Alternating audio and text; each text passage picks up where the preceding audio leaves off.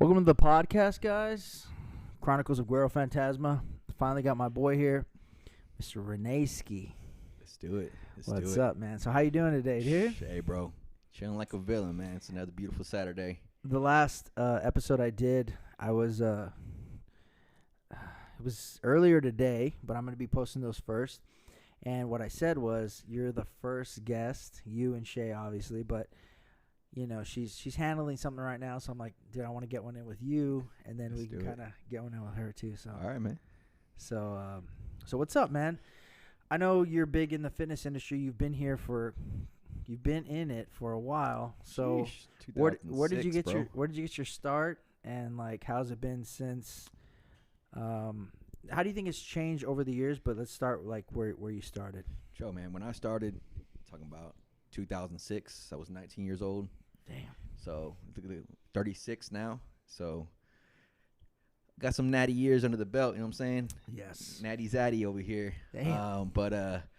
Yeah, man. What I've seen change, shoot, man. It's just like it was very rare, man. You go upstairs to the weights. I grew up on a Lifetime Fitness, you know. So basketball courts. I'd be on the basketball courts for 2 hours. Go up, lift 45 minutes. Then I really got bit by the bug. I had a guy. Where did that start for you? Like when you finally were like, dude, bodybuilding. Man, bodybuilding.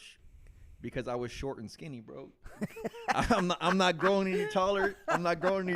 So it's like I gotta get wider. We gotta add some mass to this frame, you know. So you've seen Pumping Iron, right? Oh, dude. That's where he said there's that guy. He goes, what did he say? He goes, my dad was like real tall, so he's like, what I had to do to kind of like feel like I matched up to him. He's like, I had to get wider. So that's how you felt. And dude, that's my pops too. My pops. Your dad's 6 big. foot. Yeah, he's like almost 6 foot, and I'm 5'8". So it's like, this is it. I capped out, man. I graduated. I was, I maybe gained a half an inch after I graduated, and all I would do is hoop. So I mean, I would lift here and there, you know. But yeah, 19. I remember next year after I graduated 05, 06, was at the gym, and one of the guys I graduated with was constantly just lifting. He's like, man, get off the court, like come lift with me. I need somebody to lift with. And I'm like, all right, man. And then like I was here like 2 months in, dude, like of just consistently just lifting 4 to 6 days a week. You start seeing those gains, dude. Yeah. Those young gains, and I got bit, dude, and I was just into it way before social media, guys. I mean, there was different things we were using here and there, but I mean, like MySpace and stuff. Obviously, nobody, but nobody's posting their gains. I remember Spy Space. How about that? Space, dude. I remember MySpace back in the day. That was like, for me, it was like when I was in high school, and to be honest, like I was a little emo kid. Yeah. So I don't know if it was just maybe the algorithm that I was in, but it was more like emo kid stuff. You didn't see, or I didn't see. I don't know if this was. I don't even know if you. they had an algorithm out there back then. Right? Who knows?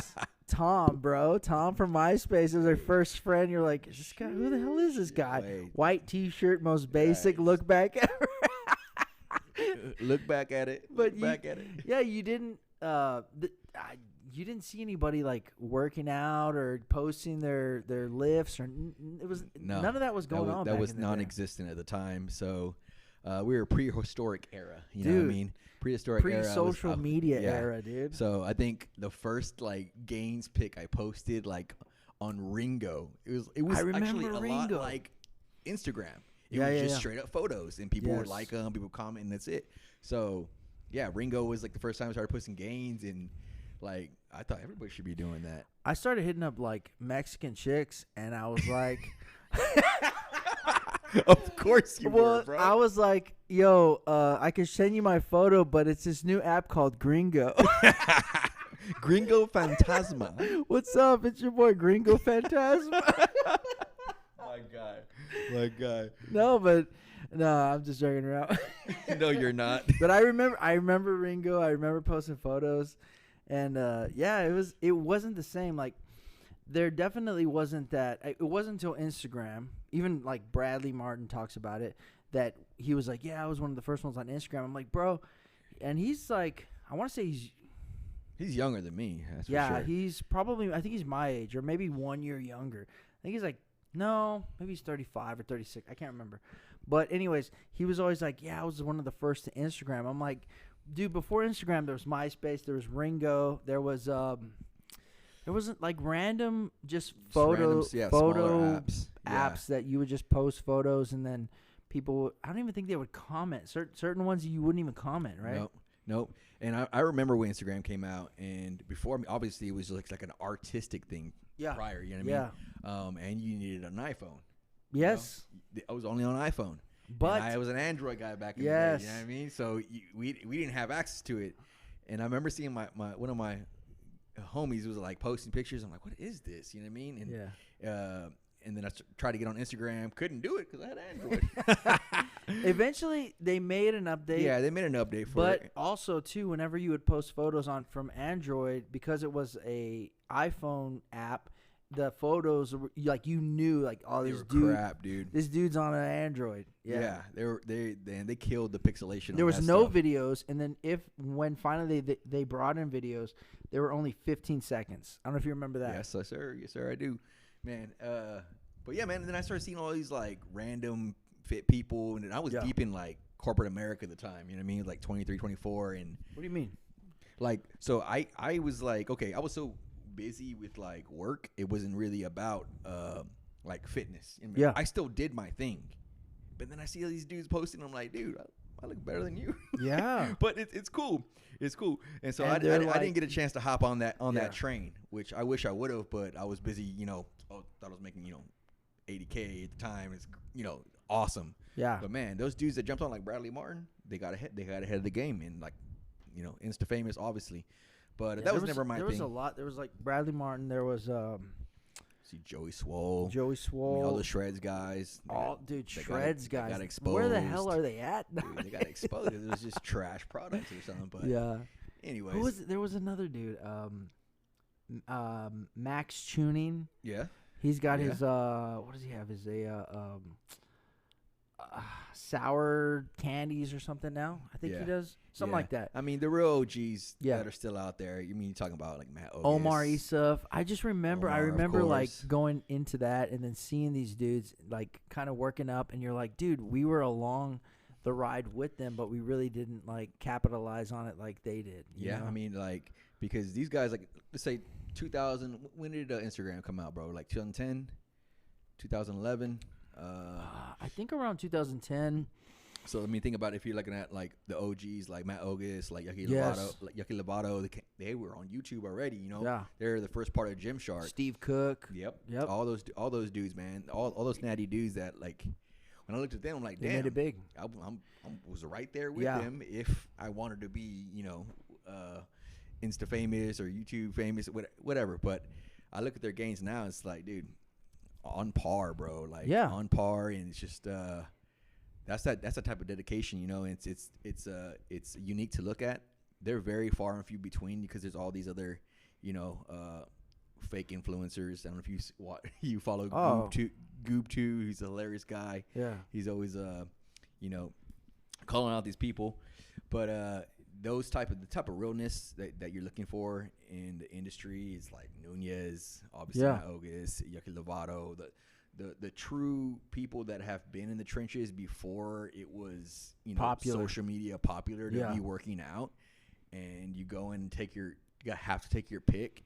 And now I go into the gym, and I'm not hating at all, but I just see all these kids that are just there to take a picture, there to 4 to 5 kids on one bench. And, I'm like, yeah, y'all here working, that's fine. If you're working, I'm cool with it. But if you're in the way, it's a little different. I mean, I got gym etiquette to raise, like, I saw it from the very beginning. To me, I feel like you are just a talk right there. Like, you're like an OG lifter, dude.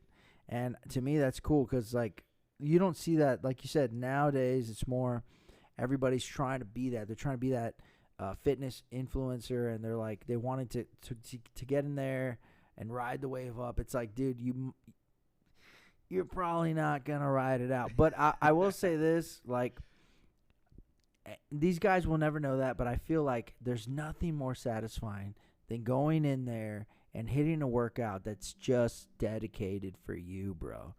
You're just there like, dude, I had a bad day, whatever it is. I'm just here to freaking grind it out and hit that freaking crazy workout that no one's gonna see. I'm not 100. here to post anything. I'm here to grind this out. I'm here to do this for me. And you do it, and you know no one's gonna ever know about it. And there's a part of like there's a beauty to that no one's gonna see this, but I know that grueling workout that was just for me, buddy. No one's gonna know about that.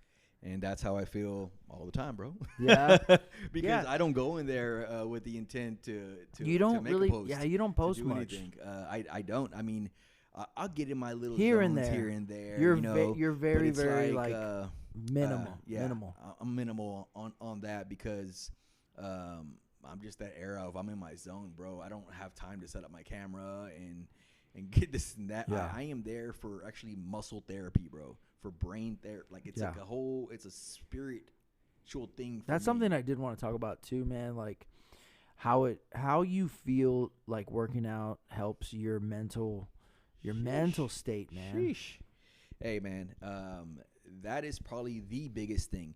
And you'll actually hear that from older dudes that have got into lifting. They're like, you follow, like, you know, these are the multimillionaires like Elliot and, you know, Wes Watson and other dudes that talk about this, that even the First Form guy, you know what I mean? Yeah. It's for their mentality. Mm-hmm. It's not like they're the strongest guys in the room. Like they're breaking PRs every single day. Yeah. They're super shredded. It's more when you get to this state and you have a family and you have responsibilities and it is a grind therapy for you that once you get that out of the way, nothing else matters, man.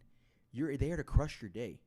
And so whether it's you're doing it in the morning or you're doing it at the end of the day, you know, after work, when you get that done, the amount of clarity you have in your mind and the way your body feels, the spiritual aspect of lifting, is there's nothing that compares to it. Yeah. I mean, even if you're just a runner, it doesn't matter. That type of movement of getting that sweat out, getting that clarity, feeling like you've accomplished something besides work. Yeah. It creates a sort of motivation and a sort of, like I said, you get bit by the bug. It's something that you're chasing. You know, it's a gratification. And I don't think you can find that gratification in most things, you know, most other things. So for me, constantly making sure that I'm able to get to that workout, even if something comes in the way and I miss it. But if I always get to the next one, because stuff happens, man, in everyday life. But as long as you're consistent, there's sometimes I work out 3 times a week. Sometimes I work out 4. Sometimes I work out 6. Yeah. But it's just getting to that destination of getting the work done.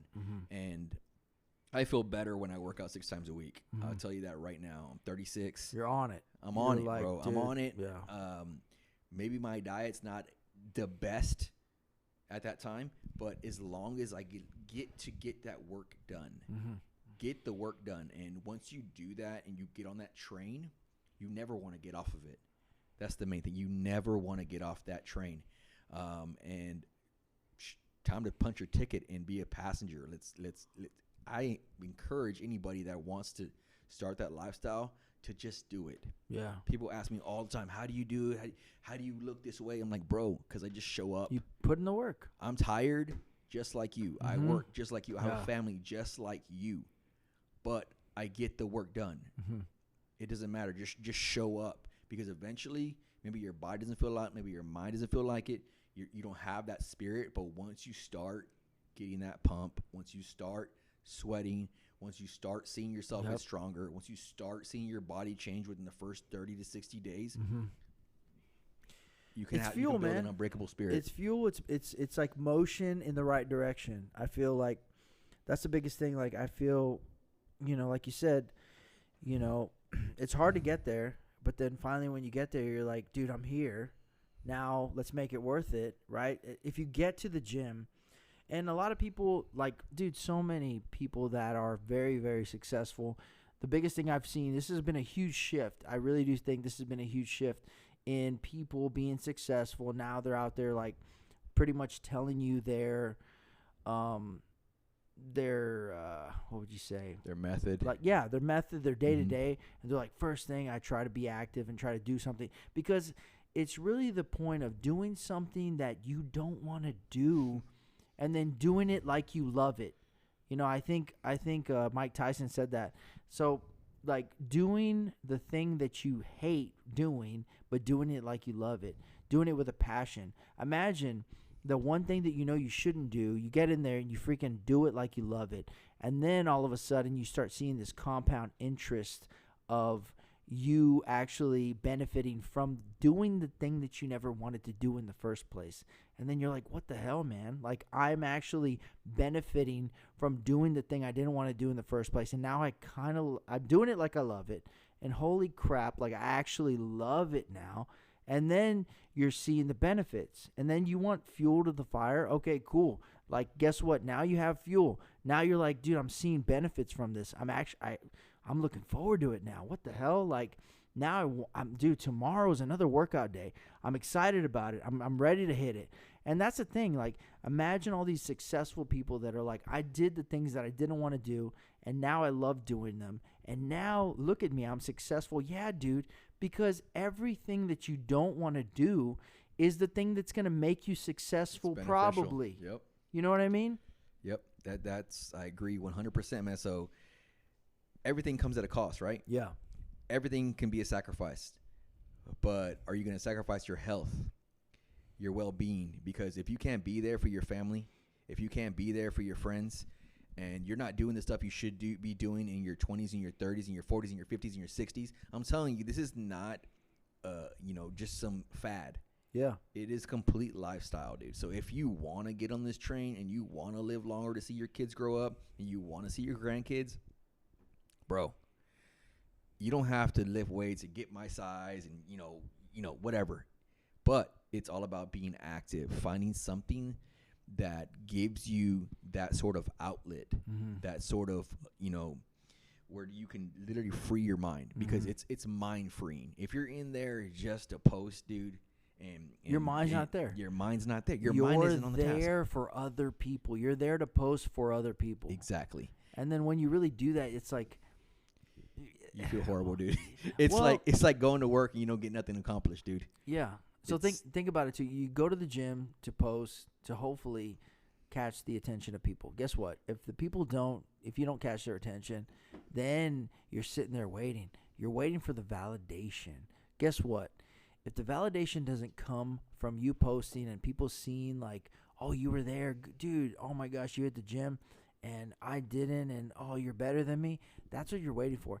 If you never get that, then you're never accomplished. If you do it for yourself, when you walk into that gym, when you crush that workout, you've already won. That is the reason why you're there. Because I was there to do something that I wasn't wanting to do. And now I'm here, and now I hit it, and now it's done, and now I've accomplished it. Everyone else that's there for other people, dude, good luck. Good luck finding the reason why you're happy. If you're constantly trying to just seek outreach for other people's validation, you're done, man. Done. And a lot of newer people, a lot of newer lifters are there for that very reason. Yeah, they're far and few between that you'll find. I mean, when I see kids that are actually lifting, and like, I will actually go up to them and be like, hey, you're doing great. Or I'll fix a little bit of their form when I feel like they're trying. Yeah. Like, dude, I'm always like that, dude. And because they're gonna appreciate it. And there's, dude, and I've made, I've had great conversations. I've made, little gym friends that these kids, I see them like, and they're making gains, bro. And I'm like, let's go, dude. I'm like, your first 3 to 5 years are the most crucial. I was like, don't touch that crap. Let's get you in there. Yeah. I'm like, don't touch that crap. Don't touch those pro hormones. Don't touch the, trend. Don't touch any of that stuff, because you won't see your full potential after 5 years. And you want to get big, and you really want to do that. Go ahead, bro. Go ahead. But I'm telling you, I've been doing this 2006. Where are we at now? 2023. I'm going on 17 years, dude. I've been doing this, and I would never touch that stuff, but because I've seen the ups and downs of it. But anyways, off topic, my bad. But real talk, the whole spiritual aspect of it, and I'm not saying like spiritual, but like in your brain, Yeah, Like, the mental, think about the it. mental The aspect. mental health aspect of it. And, you know, nowadays everybody deals with mental health, bro. It don't matter. You have anxiety, you have ADHD, you have ADD. I feel like it's just kind of more. It's more talked about. There's a bigger awareness of it, and I feel like people are kind of I think people dealt with it before, but they didn't know what it was. They didn't know what it was. No, They had no name on it, and I think now they're trying to kind of slap a name on it because a lot of people are dealing with it. Everybody's on the spectrum now, bro. Yeah, and I think the more that, dude, I'm straight up artistic. Artistic. That's what I call it, dude. No, bro. It helps for me reals. with my artistic outlet, dude. For sure. So here we are. I mean, this is why we're here, right? So I mean, look, to be real, man, it's like everybody deals with stuff. But I'm telling you right now, if you are dealing with anxiety, you're dealing with, obviously everybody has stress, you know, ADHD, ADD, depression, bro. The weights, the gym cures calling all. out to you. They're freaking screaming. And I'm so glad that I got bit when I was 19 because, like, I don't know what I would be doing, bro. I don't know, like, because, Same. I mean, basketball was my outlet before, right? Sweat in, you know, play ball 2-3 hours, great. But even that's a team sport, It's basically. a team You can sport. go shoot hoops, but Yeah. you're not going to get the same high. To push yourself to that limit, to see your body change for once, to see how strong you get, to see how much clarity you have. When you know how strong of an individual you are, nobody can freaking break you, dude. Mm-hmm. Nobody can break you. So that's the main thing. And you're not going to let anyone break you. Nobody, dude. You're like, Nobody, dude. Even yourself. Yeah. I mean, you go through ups and downs. Everybody goes through ups and You go downs. through some mess, and you're like, dude. But we know Good that. luck, man. Yep. You know what? In the end, nothing's gonna freaking break this, dude. I know what I've been through, and I know what I've done to get through this, baby. you can even break yourself at times, dude. Like you can can. break yourselves, but you know how to fix it. Yeah. How do you fix it? Gotta Start get in the gym. rebuilding yourself. Gotta get in the gym. Start rebuilding yourself. It's once you're broken, you rebuild, bro. It's all day. That is the key. Mm-hmm. The key is to rebuild yourself. Mm-hmm. The best way to do it is physically. The physical affects the mental, affects your spirit, it affects everything for you to keep moving forward. And dude, I have nothing else to say on that matter. It's like it's helped me so many times, guys. I've hit rock bottom 3-4 times in my life. So the gym has always saved me. I'm like, that's it, bro. The gym has always been there. To me, that's always been the consistent, It's like God and the gym. Yeah. That's it. You know, the 2 G's. Yeah. The 2 G's, man.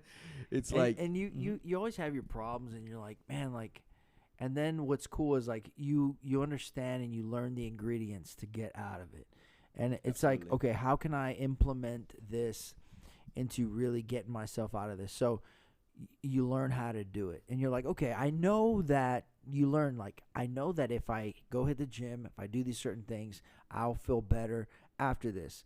And then I know that the feeling I have right now, it's huge awareness. I know that the feeling that I have right now, I can get out of if I go hit the gym, if I go hit endorphins, if I go do certain things that really help me crawl out of this. Listen, whatever problems that you have that you put yourself into, maybe it's not you put yourself into. Maybe life put you there. Maybe you had crappy parents. You had things that you went through that kind of put yourself there. It's not your fault that you're there, but it's your responsibility to crawl out of there. So what can you do to get out of there? Okay, well, let me work out. Let me prove to myself that I'm stronger than this crap, that I'm stronger than getting, than just sitting here and wallowing in my own stew of mess. And it's like, I hate my life right now, and it sucks. Oh my God, this sucks to be me, and I don't know where else to go. But finally, I can crawl out of this, and I know how to do it because I've been there.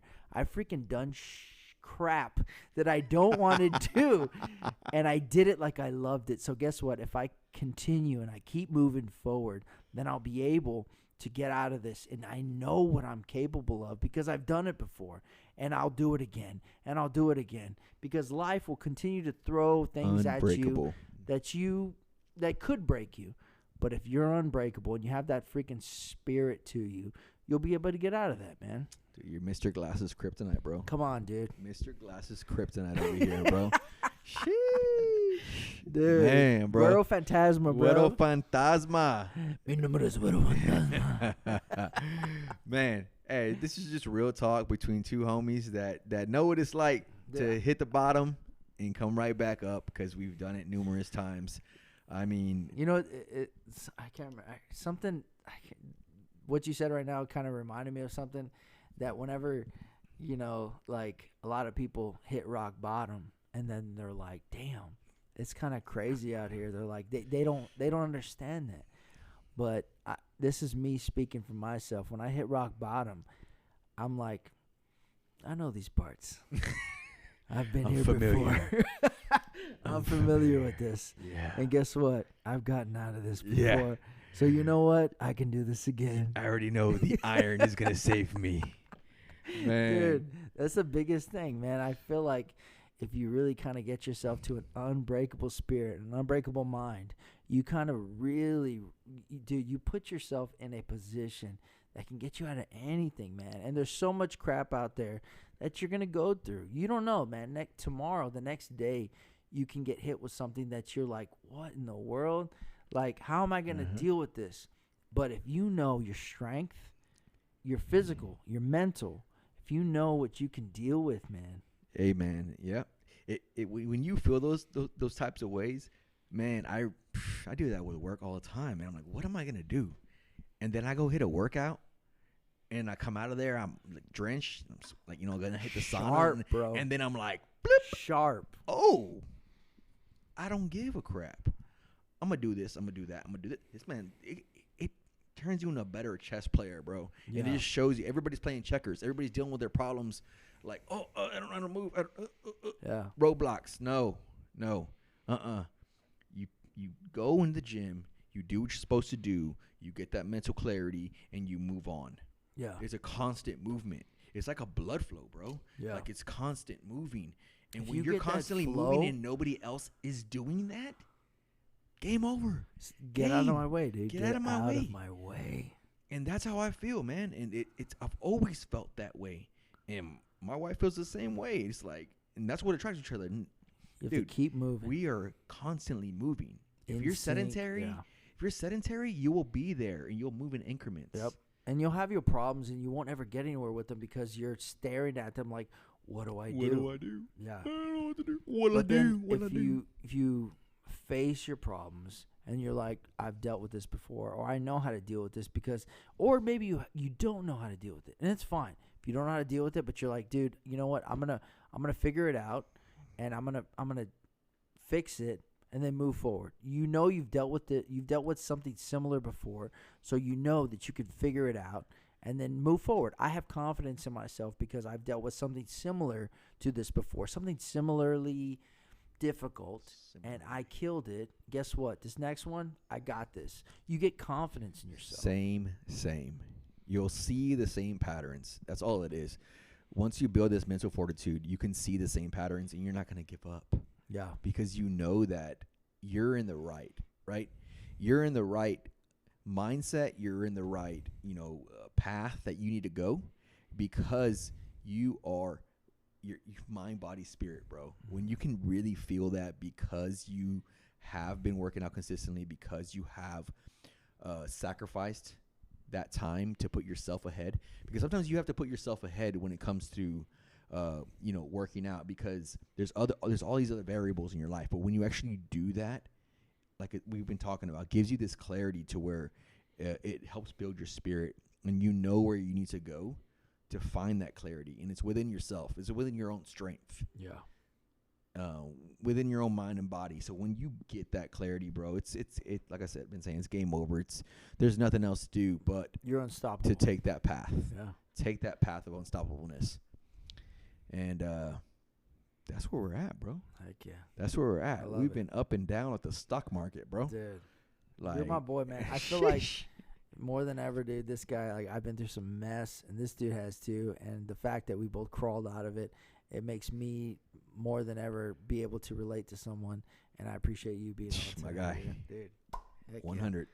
So we're gonna end this episode, Yes, but sir. I appreciate my boy Renee joining. Mr. Would you like to plug anything, dude? I don't know. It's up to you. Plug it in. What? Plug in Renee Gonzo. Renee Gonzo. At Instagram. On Instagram. Yeah. All right, you can do that. There's I don't post much. What do you for work? What exactly do you do? In case anybody wants to hit you up for that. Shoot, I'm in commercial construction, so He's jacked as hell, so I don't else, understand. man. It doesn't make any sense. Hey, somebody's got to swing the hammer, right? So man. Yeah, hit him up for that if you are looking for something. Hey man, like you that. need a building built. You need something finished out. You need a gym built. You need on, dude. anything built, bro. He's here and he's I'm ready the for guy it. because built. Boys. Ah. Described him as one of the most dangerous men on the face of the earth.